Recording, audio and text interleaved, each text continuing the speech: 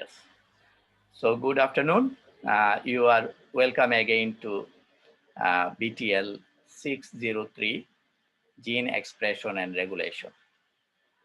Uh, First, as convention, I want to know whether you have any question from on my previous lecture.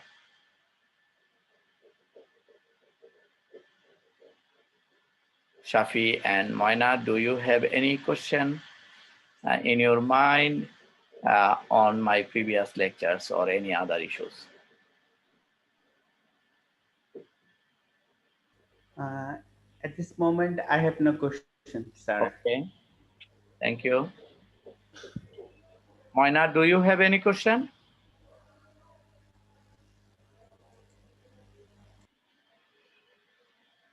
Then I shall go for the lecture.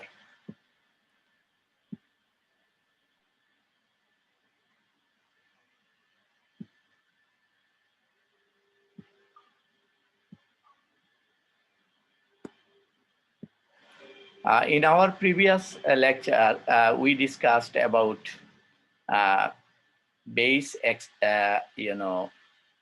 excision repair. Base excision repair, how a single base, if it is uh, not correctly bind with the pair with the respective base, in that case, incorrect base is repaired by the DNA repair and maintenance system. Now, question is failure of DNA repair. If DNA repair and maintenance system fails to repair the mistake in the DNA during DNA replication process, what would happen?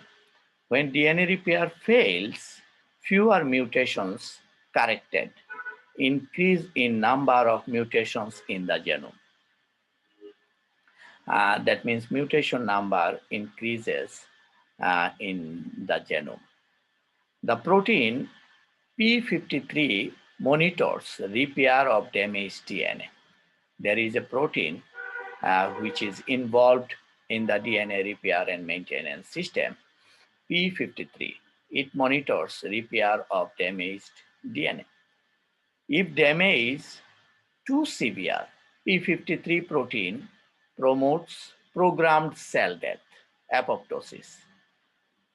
This is very interesting. That means the last resort to kill the cell as it contains the error or bigger mutation in the DNA. Mutations in genes encoding DNA repair proteins can be inherited. Overall increase in mutations as errors or damage to DNA no longer repaired efficiently. So, if there is an error in the DNA replication process, it can be inherited. So, uh, repairing system also, the protein P53 also inherited, and uh, it also tries to do the program cell death uh, to avoid the consequences of the uh, wrong mutations in the DNA. So DNA damage, here you can see cell cycle abnormalities, hypoxia. And here P53, it is involved here. So it can do two jobs. One is cell cycle arrest the cell cycle, and then repair DNA, and then cell cycle restart. Alternatively, it can do apoptosis, kill the cell, death and elimination of the damaged cells. Elimination means excrete from the body. So cellular and genetic stability is maintained. And P53 is very important. And MDM2 collaborate with P53, and it is E3 ubiquitin protein ligase. It is an enzyme. So it is also collaborate with P53. And in case of damaged DNA containing uh, replication, cell cycle arrest, DNA repair, cell cycle restart. This is one of the way P53 does. But if it fails to do this, then it kills the cell, that is apoptosis, uh, programmed cell death. And that cell, dead body, excreted from the system, and cellular and genetic stability is maintained. So this is one of the important uh, molecular point you need to know. New, Now I shall discuss a bigger error like nucleotide excision repair. Nucleotide excision repair means nucleotide may be wrongly uh, uh, paired. So in that case, nucleotide excision can be not only base. Error in the nucleotide. In previous one, we found that cytosine became by losing the amino group became the uracil, and it bind with the other wrong, uh, uh, you know, uh, bases. But here, nucleotide, if error found in the nucleotide, then what can be done? Uh, for example, TT dimer, this uh, uh, thymine dimer formation in E. coli, uh, scientists discovered. When it is formed, it is a big mess and a big error. In that case, damage recognition nuclease cleavage is taken place. You see endonuclease cuts on either side of the damage, up to 20 nucleotide altogether. You see, uh, error is only in two nucleotides, but surgery is done in a far distance, so that in case of surgery, surgeon also do the to remove the cancer tumor. They do like this way. So strands are wound by helicase enzyme, and UVRC has the endonuclease activity. UVRA and B bind to the damaged side. These are the endonuclease, and nucleotide excision repair can also repair other types of DNA damage. So what they can do, they can cut the single strand uh, where the damage in the nucleotide, that is TT dimer, is present. And then you see it is totally this single strand excise oligonucleotide is removed, uh, and UVRD, another endonucleotide, is engaged here, and then DNA polymerase fill the gap, complementary bases, and this gap is filled and ligase is sealed. So essentially, in human people with Geroderma pigmentosum have reduced nucleotide excision repair and extreme UV sensitivity, and also a nucleotide excision repair deficiency in humans promotes cancer. Sometimes this type of excision, if it is not possible, and this type of error is remained, then cancer or Geroderma disease, pigmentosum disease can be happen. Probably a minor pathway for dimer repair in organism with photolyases. So now you see it is corrected. So if you are asked the mechanism of nucleotide excision repair, then you can uh, you know uh, illustrate it like this way. Here you can see more detail. Nucleotide excision repair DNA injuries caused by UV radiation or carcinogenic substances like those found in the cigarette smoke or like that. What is happened here? Due to UV radiation, TT dimer thymine dimerization is taken place. UV radiation can make two thymines bind to each other incorrectly. You see, instead of binding with adenine, they bound to each other. And then you see the enzyme endonuclease, exonuclease finds the damage and cuts the DNA strand. 12 nucleotide are removed. So one TT dimer error is removed by removing the 12 nucleotides. And then, DNA polymerase fills the gap in resulting gap because polymerase can synthesize this single strand complementary to the uh, other part and easily ta binding is now taken place, and DNA ligase seals the DNA strand, and the injury has been dealt with. That means injury is solved. So this is the nucleotide excision repair mechanism that was discovered by scientists.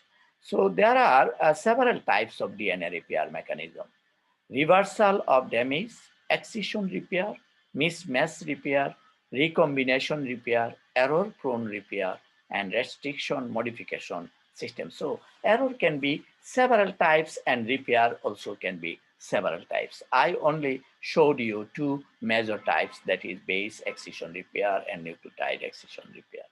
I think this fundamental understanding would be okay for you to understand the other repair mechanism available in the literature.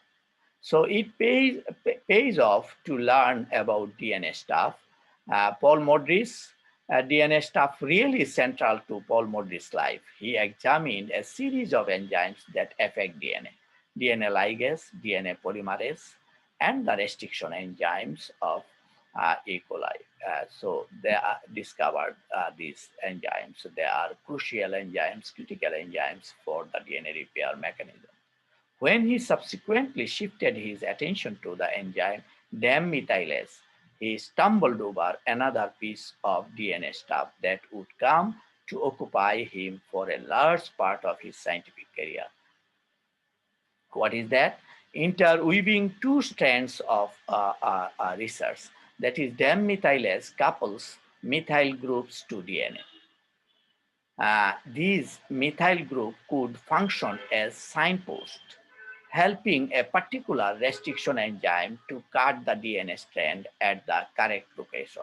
So the real mechanism how DNA repair maintenance system can recognize where the error is taken place. So DAM methylase couples with the methyl group of DNA, and this methyl group could function as the signpost, helping particular restriction enzyme to cut the DNA strand at the correct location for the repair.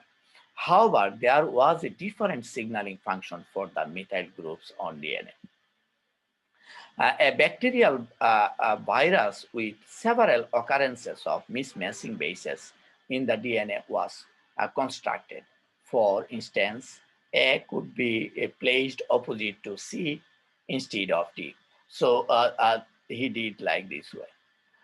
When these viruses infect bacteria, the bacteria corrected the mismatch. Among other things, that it could be a repair mechanism that corrected the fully faulty matches that sometimes occur when DNA is replicated.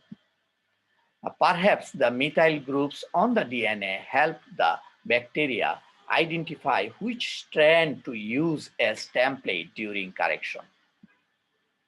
As the new DNA strand, the faulty replica was still unmethylated. Maybe that was how it could be identified and corrected, because they did lots of work on bacteria to elucidate and to shed light on the real mechanism happening for the repair and maintenance of the DNA. The methylation of DNA, Modric and Mendelssohn worked together. They created a virus with a number of mismatches in its DNA. Because viral genome, small, and they synthesized a virus with mismatched DNA. This time, Modric demethylase was also used to add methyl groups to one of the DNA strands. When these viruses infected bacteria, the bacteria consistently corrected the DNA strand that lacked methyl groups. Modric and Moselson's conclusion was that DNA mismatch repair is a natural process that corrects mismatches that occur when DNA is copied, recognizing the defect strand by its unmethylated state. So DNA mismatch repair is very, very important. The DNA replication machinery is not error free. There is always the possibility that an incorrect nucleotide is introduced during synthesis of a new DNA. These types of error are known as mismatches, and they have the capacity to change the sequence of DNA to introduce mutation.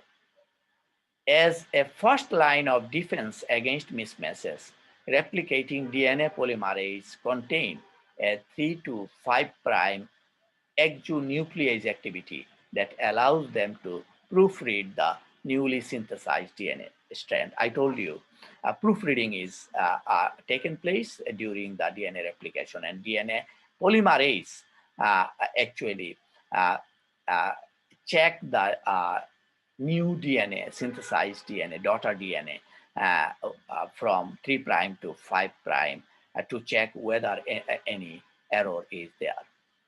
The exonuclease activity can correct mistakes during DNA replication by reversing the direction of the polymerase and excising incorrectly introduced. That means excising incorrectly introduced nucleotide. You have seen how nucleotide, wrong nucleotide, incorrect nucleotide is excised.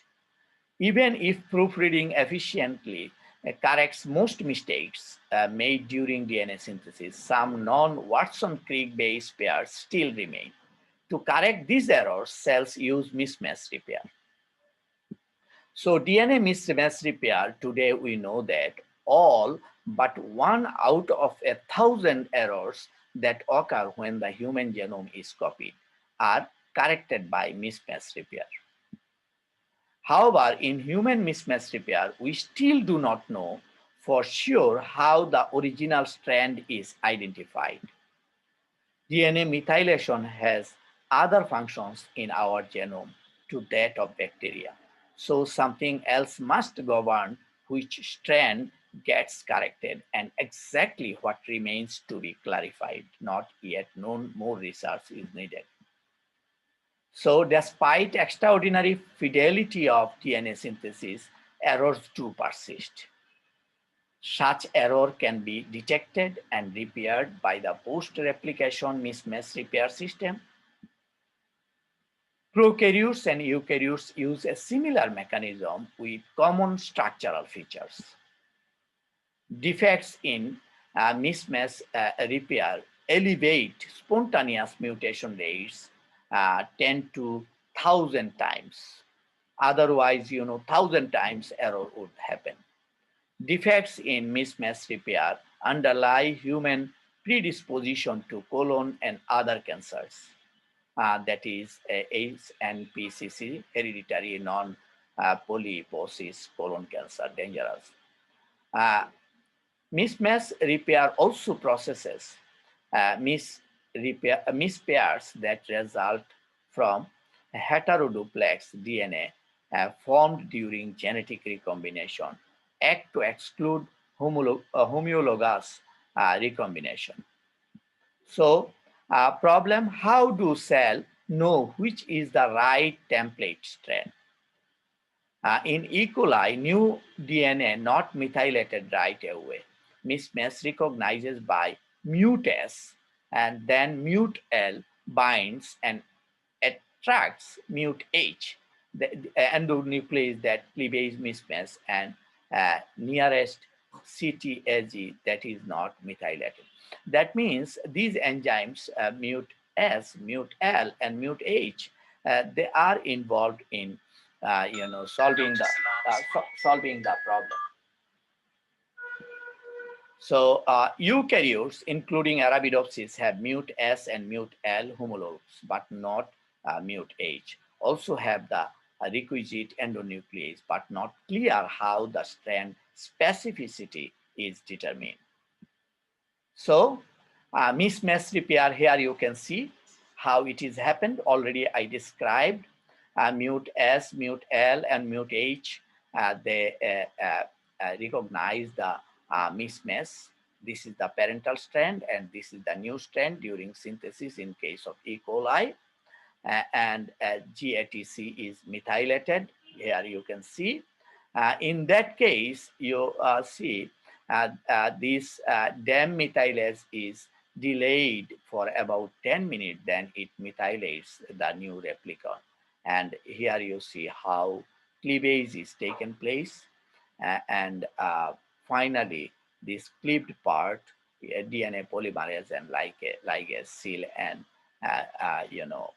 the right order of the sequence is maintained and corrected. So DNA damage and DNA repair mechanism, there is a balance. 100% DNA repair, genetic stability is maintained. And if defective, then genetic instability, for example, cancer, hereditary disease, and genetic divergence can be taken place. So disease in which DNA repair is damaged, for example, Geroderma pigmentosum, patients are hypersensitive to UV light. Patients often develop malignancies of the skin. Malignancies means cancer. Ataxia, telangiectasia, this is AT, another disease. Patients are sensitive to gamma radiation. Patients develop neurological or skin lesions.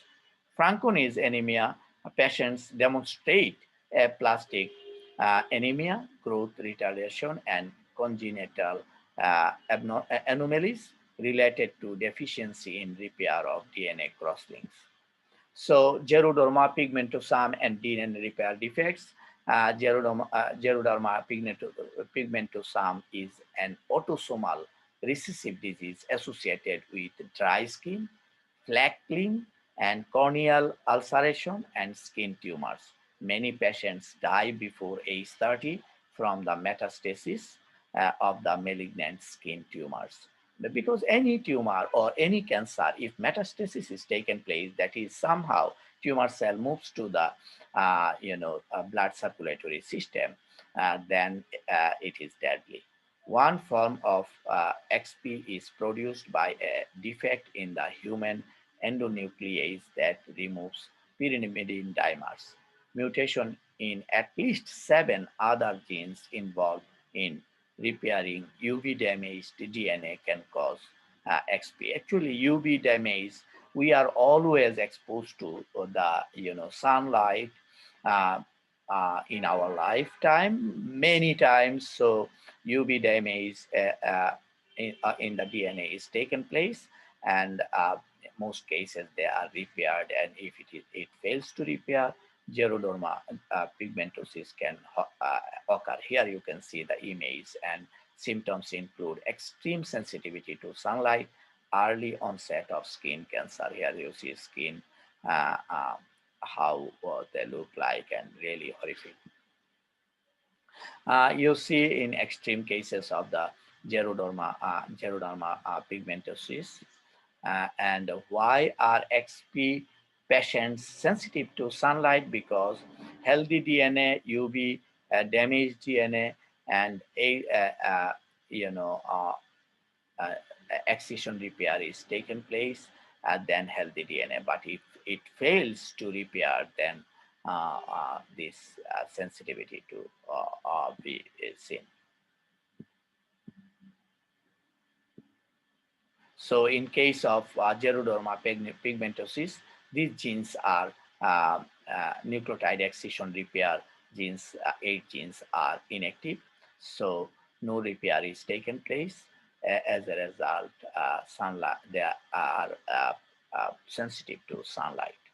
So there is another disease, sickle cell disease. This is a very good illustration of the devastating effects of even tiny changes to the DNA. A red blood cell hemoglobin has a large protein component. Two beta globin chains are there.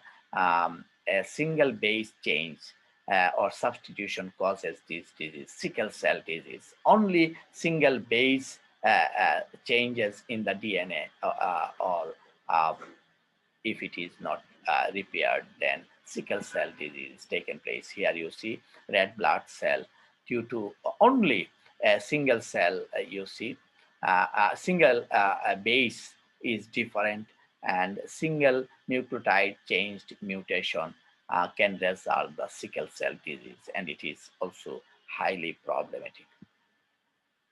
Direct DNA, some agents damage DNA directly, chemicals and light, chemicals like alkylating agent. There are lots of carcinogenic chemicals.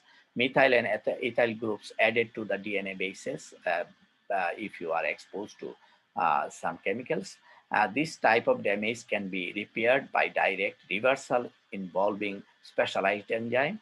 They remove the offending atoms and restore the bases. In most cases, they are repaired. Just a few types of damage is repaired by a simple reversal of the chemical change. UV light induced dimers, methylation of bases, ethylation of the bases, and large chemical groups added to the DNA. Most other damage require other system. So deamination, an amino group of cytosine is removed and the base becomes uracil.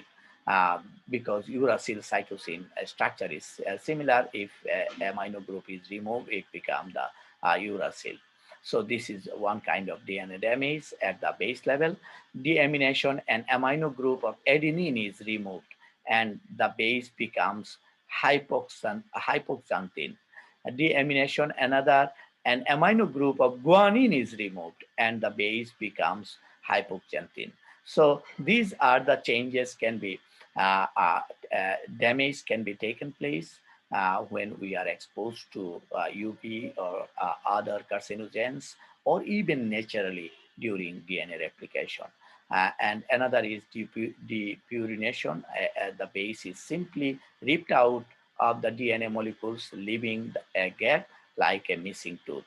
So in that case, basic mechanism is the same for all three types of errors.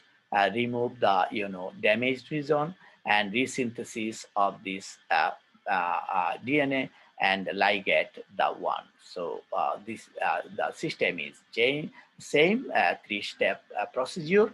First, identify damage to where damage is taken place, and then do surgery, and then synthesize the resynthesize the these nucleotides and fill up the gap and ligase and polymerase the cell.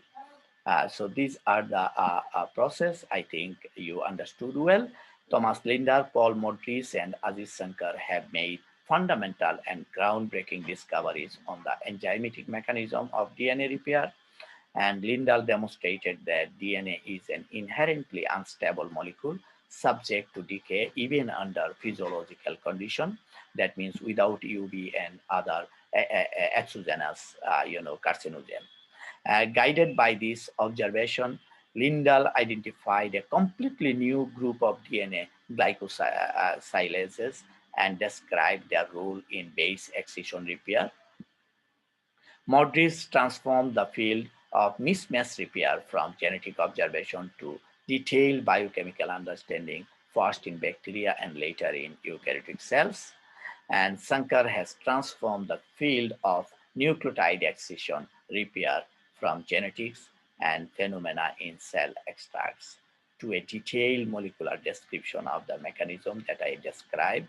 And he first did the job in bacteria and later also eukaryotic, even in human.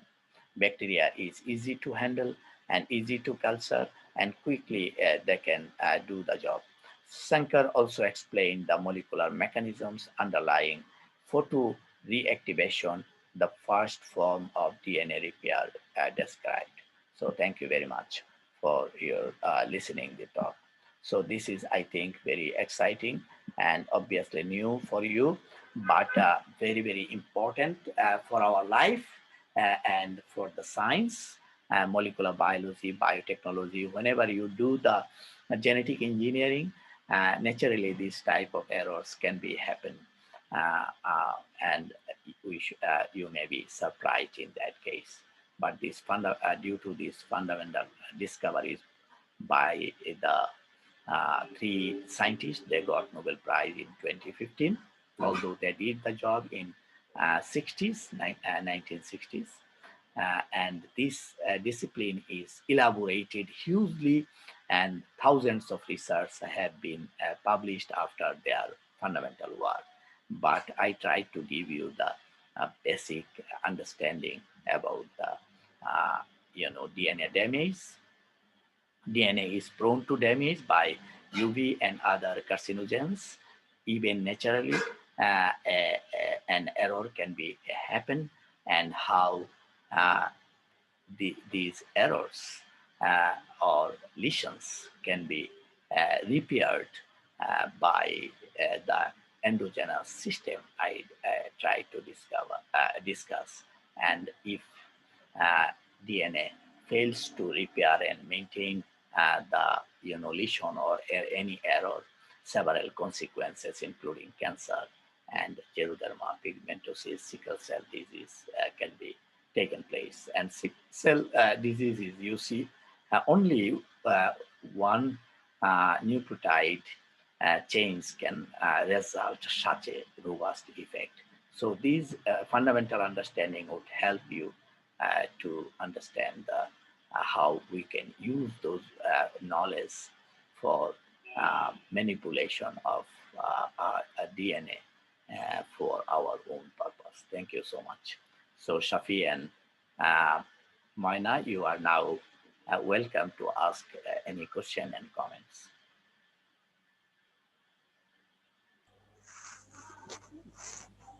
Thank you, sir. It's a lot of information for me as well as, and I want to know something like or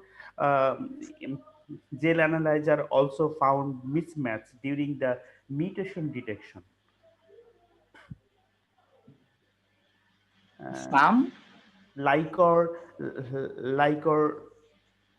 a special type instrument to find mutation detection for the mutation detection. Yeah, mutation detection. Yes, artificially we have lots of software.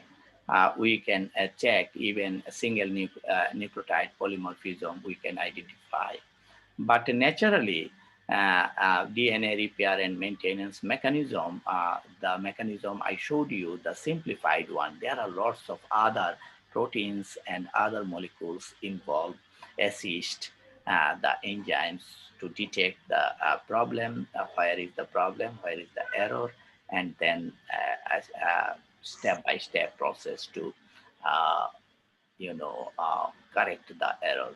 I try to show you the measure steps only. Okay, sir. Thank you. Any more question, Moina? Is Yes, it sir. difficult for you to follow my lecture?